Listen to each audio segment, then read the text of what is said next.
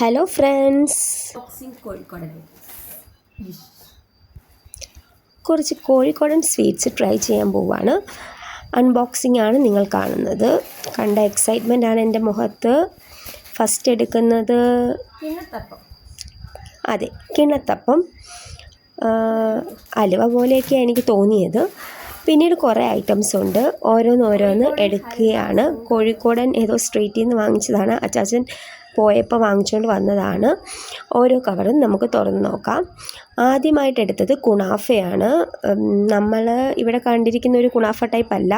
നല്ല നെയ്യും നല്ല മധുരമാണ്. ഫസ്റ്റ് ബൈറ്റിൽ എനിക്കിഷ്ടപ്പെട്ടില്ല, സത്യം പറഞ്ഞാൽ. എന്തോ ഒരു വല്ലാത്ത രുചിയായിരുന്നു. പിന്നെ എടുത്തത് കല്ലുമ്മക്കായയുടെ ഒരു ഫ്രൈ ആയിരുന്നു. അത് നല്ലതായിരുന്നു. നല്ല ക്രിസ്പി ആയിട്ടാണ്. കടിക്കുമ്പോൾ നല്ലൊരു കറുമുറയാണ്. പിന്നെ ഒരു മറ്റേ കാവർത്തതൊക്കെ പോലത്തെ ഒരു സാധനമാണ്. അതും നല്ലൊരു സാധനമാണ്. നമുക്ക് ഓക്കെയാണ്. പിന്നെ അടുത്ത പൊതിക്കകത്ത് ഒരു ഓലപ്പടകൊക്കെ പോലത്തെ ഒരു സാധനമാണ്. അത് ഞാൻ ലാസ്റ്റ് ട്രൈ ചെയ്യുന്നുണ്ട്. പിന്നെ ചേമ്പ് വറുത്തതായിരുന്നു. അതും ഓക്കെയാണ്. പിന്നെ ആ വലിയ പൊതി കണ്ടപ്പോഴേ എനിക്ക് മനസ്സിലായി അത് അലുവയാണെന്ന്. കോഴിക്കോടൻ ഹൽവ. വാവ്, ഭയങ്കര എക്സൈറ്റ്മെൻറ്റിലാണ് ഞാൻ തുറന്നത്. പല കളറിലുള്ളതുണ്ടായിരുന്നു. ഒരെണ്ണം എടുത്ത് കടിച്ചു.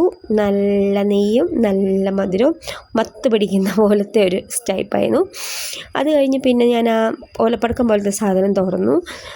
ഭയങ്കര ആകാംക്ഷയോടുകൂടിയാണ് തുറന്നത്, അതിലെന്തായിരിക്കും എന്നറിയാൻ വേണ്ടി. അതിൻ്റെ പൊതിയൊക്കെ നല്ല രസമുണ്ട് കേട്ടോ. നല്ല കാണാനും നല്ലതാണ്. പക്ഷേ ടേസ്റ്റ് അത്ര സുഖം തോന്നിയില്ല. ഒരു മധുരമുള്ള എന്തോ ഒരു സാധനം, അങ്ങനെയാണ് എനിക്ക് തോന്നിയത്. പിന്നെ പുളിമുട്ടായി ഉണ്ടായിരുന്നു. പുളിമുട്ടായി പച്ച കളറിലും ഉണ്ടായിരുന്നു, ബ്ലാക്ക് കളർ, നമുക്കിവിടെയൊക്കെ കിട്ടുന്ന ബ്ലാക്ക് കളറിലും ഉണ്ടായിരുന്നു. പുളിമുട്ടായി നമ്മുടെ സാധാ പുളിമുട്ടായിയുടെ രുചി തന്നെയായിരുന്നു. കിണ്ണത്തപ്പം ഞാൻ ട്രൈ ചെയ്യുന്നത് ഈ വീഡിയോയിലില്ല, പക്ഷേ ഞാൻ രാത്രിയിൽ അത് കഴിച്ചു നോക്കി. ഇത്രയും കഴിച്ചതിൽ വൺ ഓഫ് ദ ബെസ്റ്റ് കിണ്ണത്തപ്പമാണ്. എനിവേ, കഴിച്ചിട്ടല്ലാത്തവർ ടേസ്റ്റ് ചെയ്ത് നോക്കുക. Thank U.